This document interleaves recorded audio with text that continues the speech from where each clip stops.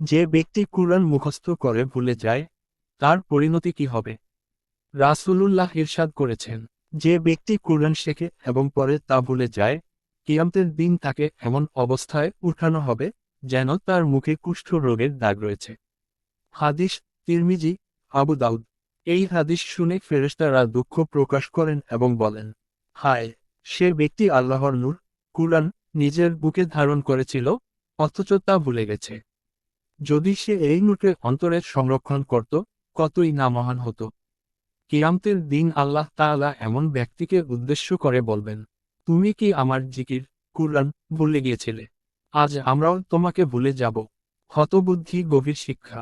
কুরআন মুখস্থ করা একটি নেয়ামত, কিন্তু তা মনে রাখা একটি ইবাদত। তাই হে কুরআন পাঠক, প্রতিদিন অল্প হলেও কুরআন পাঠ করো। এক পৃষ্ঠা, অর্ধেক পৃষ্ঠা বা কয়েকটি আয়াত হলেও।